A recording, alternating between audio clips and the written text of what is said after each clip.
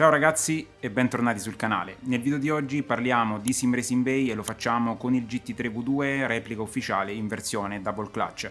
Avevamo già parlato del GT3V2 in versione standard all'interno della relativa recensione pubblicata qualche tempo fa sul canale. Le principali novità di questa versione risiedono nell'introduzione delle doppie frizioni con bite point regolabile, nell'implementazione del modulo wireless SimuCube di seconda generazione e nell'aggiunta di una batteria ricaricabile ai polimeri di litio. Devo ringraziare Sim Racing Bay per questa recensione che avrei dovuto portarvi sul canale già da qualche mese. Iniziamo ora la review ed andiamo a scoprire tutte le novità del GT3V2 con doppia frizione. Il nuovo GT3V2 è un volante con connessione wireless specifico per SimuCube 2, ha un diametro massimo di 300 mm ed un peso complessivo senza quick release di 1390 grammi. Oltre alle dimensioni, il nuovo volante di Sim Racing Bay mantiene la maggior parte delle caratteristiche già analizzate nel video precedenti. Il frontale è a tutti gli effetti identico dal punto di vista del design, così come i materiali, l'assemblaggio, le impugnature e i controlli. Sul retro, oltre all'introduzione delle doppie frizioni, troviamo 4 LED e il connettore a vite per la ricarica della batteria, assenti sulla versione standard del GT3. I due LED in alto segnalano l'attivazione della modalità di regolazione del bite point, mentre i due posizionati ai lati del connettore indicano a sinistra la ricarica della batteria e a destra l'accoppiamento al servomotore. La scocca posteriore, quindi, tranne qualche dettaglio legato alle funzioni del nuovo modulo wireless e alla sostituzione della batteria al nickel cadmio con una al litio, mantiene le stesse geometrie, la stessa finitura, gli stessi shifter magnetici insonorizzati disegnati da Sim Racing Bay. Non entrerò quindi nel dettaglio sugli aspetti in comune tra i due volanti e se volete approfondire vi rimando alla recensione dettagliata della versione standard che trovate in descrizione. Anche la confezione e gli accessori restano praticamente identici, tranne la presenza nel nuovo modello del cavo USB spiralato con innesto metallico di derivazione automotive, necessario solamente alla ricarica della batteria interna. Il cavo estensibile sembra davvero robusto e resistente, ha una sezione importante e misura circa 60 cm. Opzionale è invece il mozzo in alluminio anodizzato che permette di distanziare di 40 mm il volante dal servomotore. Ha un peso di circa 150 grammi e può ospitare i quick release con interasse da 50 e da 70 mm. Nel nuovo GT3V2 di Sim Racing Bay le novità vanno oltre quello che si può osservare esternamente. Sotto la scocca troviamo infatti la tanto attesa scheda wireless SimuCube di seconda generazione che si differenzia in maniera sostanziale rispetto alla precedente, portando con sé parecchie novità e perdendo la retrocompatibilità con le basi SimuCube 1. Il nuovo modulo mantiene la connettività wireless a 2.4 GHz e supera abbondantemente il limite dei 28 input imposto dalla scheda di prima generazione, spingendosi fino a 96 input digitali.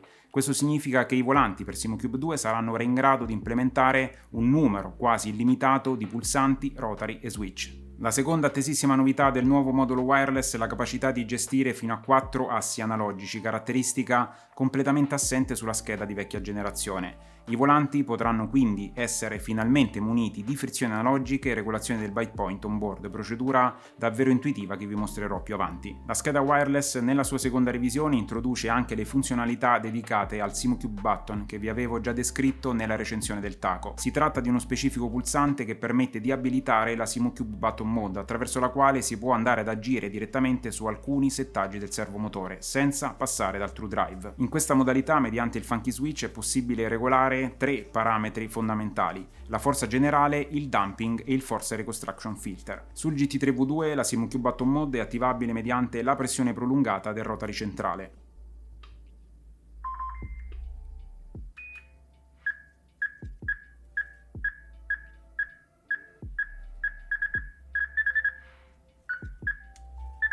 Si può utilizzare a questo punto il joystick ed il suo encoder rotativo per andare a cambiare in tempo reale i 3 valori fondamentali del force feedback, ognuno dei quali corrisponde ad una direzione del joystick. In alto avremo accesso alla modifica del valore della forza massima, a sinistra andremo invece ad agire sulla regolazione del damping, mentre a destra saremo in grado di regolare il reconstruction filter. Il modulo wireless di seconda generazione introduce inoltre la capacità di gestione e ricarica della batteria, funzione fondamentale sui nuovi volanti dedicati all'ecosistema SimuCube. Al contrario di quanto visto nella recensione del modello standard, sul GT3V2 con doppia frizione abbiamo invece una batteria ricaricabile ai polimeri di litio da 890 mAh con un'autonomia dichiarata di qualche settimana. La ricarica tramite il cavo USB spiralato fornito in confezione da Sim Racing Bay può essere effettuata senza problemi anche durante l'utilizzo del volante.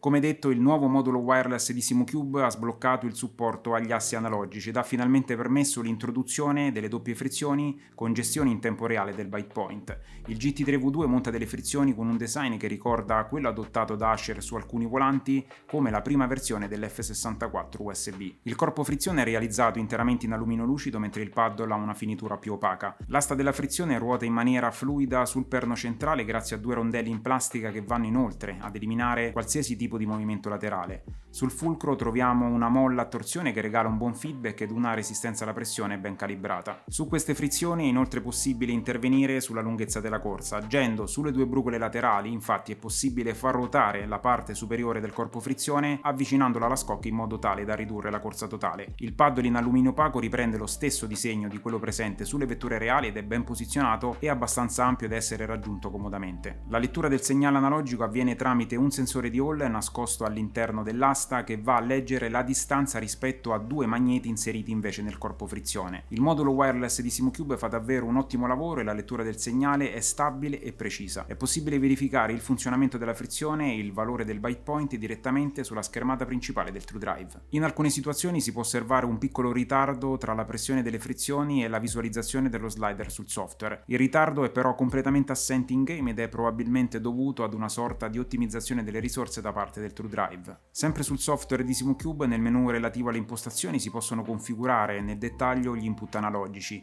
Le due palette possono essere utilizzate per la gestione della frizione al volante o configurate come assi separati e assegnate, se necessario, al controllo dell'acceleratore e del freno. Nella stessa schermata si può decidere quale delle due frizioni utilizzare come primaria e quale come secondaria. La primaria è indicata con M, ossia master, la secondaria invece con S, ossia slave. La regolazione del byte point avviene in maniera davvero semplice ed è sufficiente premere simultaneamente il rotary di destra e quello di sinistra per più di un secondo. L'attivazione della modalità di regolazione verrà notificata sia tramite l'accensione dei due LED posti sulla parte alta della scocca posteriore che da un beep emesso dalla base. A questo punto possiamo agire sulla percentuale della seconda frizione attraverso la rotazione dei due encoder. Con il sinistro la percentuale aumenterà o diminuirà dell'1%, mentre con quello di destra il valore varierà dello 0,1%. Premendo di nuovo contemporaneamente i due rotary verrà salvato il valore del byte point e potremo a questo punto tornare ad utilizzare normalmente i due encoder in game.